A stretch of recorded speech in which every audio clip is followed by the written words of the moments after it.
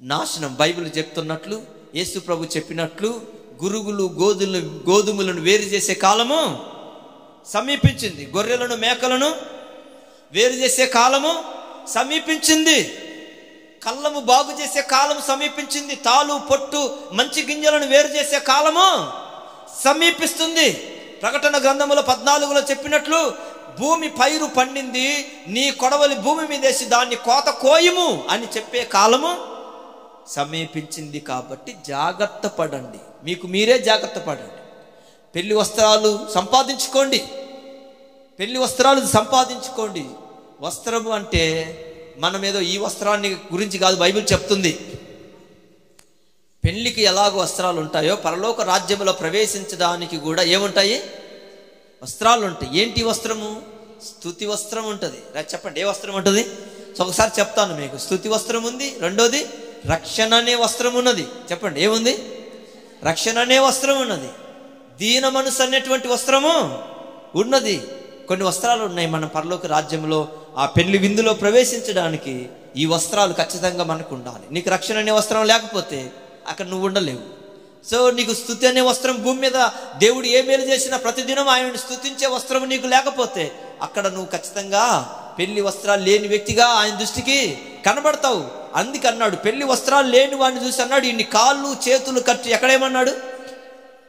చీకట్లో వెలుపట చీకట్లో పడబోయండి. అక్కడ ఏముంది అన్నాడు? ఏముంది అక్కడ? ఏడుపును పళ్ళు కొరుకుట. ఎక్కడది? పాతాళము, నరకము. ఏడుపు పళ్ళు కొరుకుట ఎక్కడ? ధనవంతుడు ఎక్కడికి వెళ్ళి ఒక నీటి బొట్టు కోసం ఏడ్చాడు? పాతాళములో. అంత భయంకరమైనటువంటి పరిస్థితి ఉంది. అందుకని తుచ్చమైనటువంటి వాటిని ఆశించి భయం లేకుండా మనము దేవుని ఎదుట అసంపూర్ణులుగా మనం ఉండడానికి ఇష్టపడకూడదు. మనం ఎలా ఉండాలంట? సంపూర్ణులమై మనం ఏం చేయాలంట? సాగి. చూడండి ఒక్క మాట, ఆ మాట చదివి ముగిద్దాం. ఒకసారి మీరు గుర్తుపెట్టుకోండి. ఎఫెసీయులకు రాసిన పత్రిక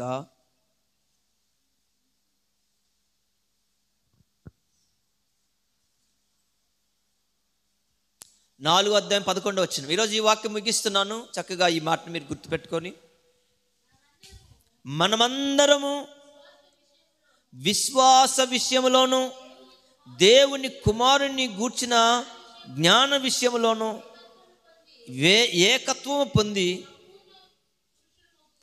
సంపూర్ణ పురుషులు మగు వరకు, అనగా క్రీస్తునకు కలిగిన సంపూర్ణతకు సమానమైన సంపూర్ణత గలవారమగు వరకు ఆయన ఇలాగు నియమించెను. క్రీస్తునకు కలిగిన సంపూర్ణతకు, సంపూర్ణమైన సంపూర్ణత ఎవరిలో ఉంది? సంపూర్ణత యేసు ప్రభువులో ఏముంది? సంపూర్ణత ఉన్నది.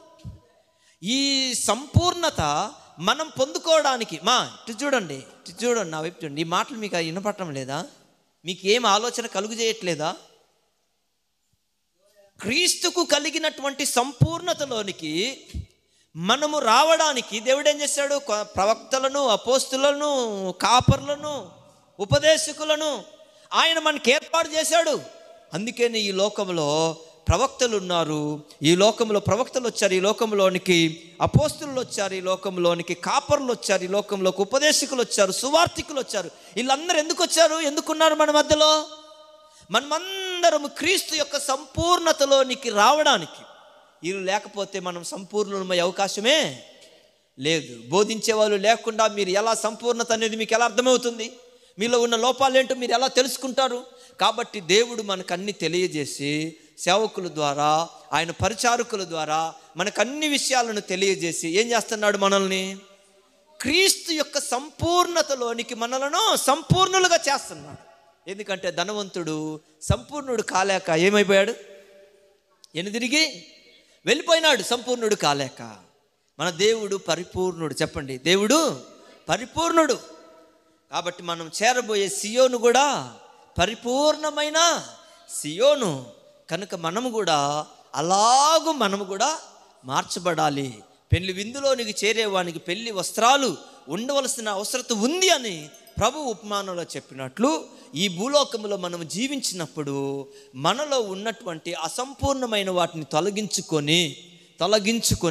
తొలగించుకొని క్రీస్తుకు కలిగిన సంపూర్ణతలోనికి మనము రావాలి అనంటే నీ జీవితాన్ని నువ్వే జాగ్రత్తగా మార్చుకోవాలి.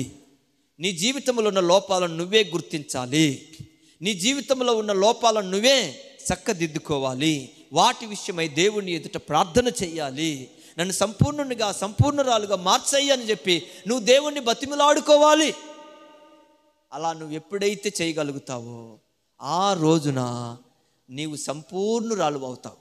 వాక్యం వినాలి, వాక్యం యొక్క నియమానికి నువ్వు కట్టుబడి ఉండాలి, వాక్యానుసారముగా నువ్వు జీవించడం నేర్చుకోవాలి. వచ్చి కేవలం ఉచితంగా వెళ్ళబాకండి. దయచేసి ప్రభు ప్రయాసను వ్యర్థం చేయొద్దు, మీరు వ్యర్థముగా మార్చబడద్దు. చావునయ్యి ఉన్న వాటిని బలపరచుకోండి. ఇంకా మరలో ఇంకా చిన్న ఏది ఇంకా ఒక చెడు వచ్చి మనలోనికి వచ్చి మనల్ని ఇంకా ఏ చెడ్డవారిగా మార్చడానికి ప్రయత్నిస్తుందో వాటిని వదిలేసేయాలి. ప్రభువా, నేను నీ బిడ్డనయ్యి ఉన్నానయ్యా, ఇదిగో నాలోనికి ఈ బలహీనతలు వచ్చినాయి. ఏమన్నాడు? చావనయ్యున్న మిగిలిన వాటిని బలపరచుము, స్థిరపరచుము. ఒకప్పుడు చనిపోయినాం, మనం పాపముల విషయమై చనిపోయాం. ఒకప్పుడు ప్రభు మనల్ని ఏం చేశాడు? బ్రతికించాడు. ఆయన పరిశుద్ధ రక్తమును కార్చి మనల్ని బ్రతికించాడు. ఆయన మరలా మనం చనిపోవడం ఎంత మాత్రం మనకు మంచిది కాదు. దయచేసి గుర్తుపెట్టుకోండి. మరలా చచ్చిపోవద్దు. ఒకసారి చచ్చిపోయినాం, మరలా ప్రభు బ్రతికించినాడు. ఒకసారి తల్లి గర్భంలో పుట్టినప్పుడు పాపముతో పుట్టాం. పాపము మనల్ని లోకంలో మనల్ని బంధించింది. ప్రభు పాపపు లోకం మనల్ని విమోచించి విడిపించినాడు. కాబట్టి ఇప్పుడు మరలా పాపం అనే దాస్యం అనే కాడి కిందికి మనము వెళ్ళకూడదు. మనం స్వతంత్రులం. ఇప్పుడు మనస్ఫూర్తిగా నువ్వు ఏ కులములో ఉన్నా, ఏ మతములో ఉన్నా, నువ్వు ఎక్కడున్నా నీ స్వతంత్రమును నువ్వు పాడు చేసుకోవద్దు. ప్రభువు నిన్ను స్వతంత్రురాలుగా చేశాడు.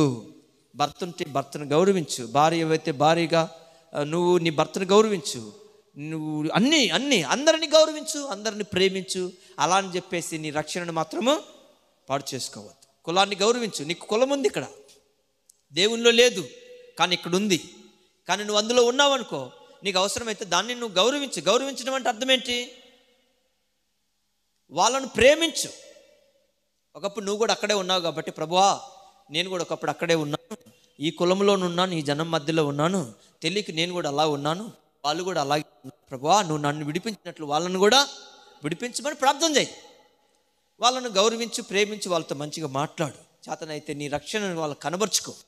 ప్రభు ద్వారా కలిగిన నీ రక్షణ అనుభవాన్ని పంచుకో వాళ్ళతోటి. వాళ్ళు కూడా ప్రభువులోకి వచ్చేటట్లు వాళ్ళకు కూడా నీవు మాదిరిగా కనబడు. ఆ తర్వాత నీ రక్షణకు ఆటంకమైతే నీకు కులం అక్కర్లేదు. నీ రక్షణకు ఆటంకమైతే ఈ భూమి మీద నీకు ఏది అక్కర్లేదు. బిడ్డలు అవసరం లేదు, భార్య అవసరం లేదు, భర్త అవసరం లేదు. భూమి మీద నీ రక్షణకు ఆటంకమైనది ఏది నీకు అక్కర్లేదు. కానీ నీవు చేయాల్సింది ఏంటంటే ప్రార్థన చేసుకొని, భర్త ఆటంకంగా ఉంటే మార్చమని ప్రార్థన చేయి. భార్య ఆటంకంగా ఉంటే భార్యను మార్చమని ప్రార్థన చేయి. పిల్లలు ఆటంకంగా ఉంటే పిల్లలను మార్చమని ప్రార్థన చేయి. ఎవరు నీకు ఎవరు ఆటంకం తెస్తున్నారో వాళ్ళను ఆటంకమును పరచకుండా ప్రభువా తప్పించమని చెప్పి నీవు వాళ్ళను మార్చయ్యని ప్రార్థన చేయి. అంతేగాని మా భర్త పోయిన మార్గంలో నేను కూడా పోతాలే, మా కులం పోయిన మార్గంలో నేను కూడా పోతాలే, మా ఊళ్ళు పోయిన దారిలో నేను పోతాలే అని నువ్వు అన్నావు అనుకో, మీ ఊళ్ళు అడిగిపోతారు, నువ్వు కూడా అక్కడికే చేరుకుంటావు. కాబట్టి నువ్వు ఎక్కడికి చేరుకోవాలనుకుంటున్నావు అది నీ ఇష్టం, నిర్ణయం నీదే. కానీ ప్రభు ఇచ్చిన అవకాశాన్ని సద్వినియోగం చేసుకోనండి. అసంపూర్ణులముగా కాకుండా దేవుని ఎదుట సంపూర్ణముగా కనబడాలి. యేసు ప్రభు యొక్క సంపూర్ణతకు నువ్వు కూడా సంపూర్ణంగా మార్చబడాలి. ప్రభు ప్రేమించాడు, ప్రభు క్షమించాడు, ప్రభు కనికరించాడు. ప్రభు ఎలాగైతే అందరి పట్ల తన దయా గుణాన్ని కనబరిచినాడో నువ్వు కూడా సంపూర్ణముగా పరలోక రాజ్యములో ప్రవేశించడానికి నువ్వు కూడా అలాంటి గుణాన్ని నువ్వు కూడా కనబరచాలి. తొందరపడొద్దు, దయచేసి తొందరపడొద్దు. ఏ విషయాలలో తొందరపడి చెడు నిర్ణయాలు తీసుకోవద్దు. మంచి వాటితోటి, మంచి ఆలోచనతోటి, మంచి తలంపులతో ముందుకెళ్ళండి. హ్యాపీగా వెళ్ళండి, ఉత్సాహంగా వెళ్ళండి. ప్రభు మిమ్మల్ని చక్కగా నడిపించుకుంటాడు, మీ విశ్వాసాన్ని కాపాడుతాడు. ఆయన ఆయన వచ్చే నాటికి మిమ్మల్ని తన ఎదుట నిలబెట్టుకునేటట్లు మిమ్మల్ని సంపూర్ణులుగా చేసుకుంటాడు. అలాగూ ప్రార్థించండి, ప్రభుని వేడుకోనండి. అలాంటి కృప మనందరికీ ప్రభు దయచేయునుగాక. ఆమేన్.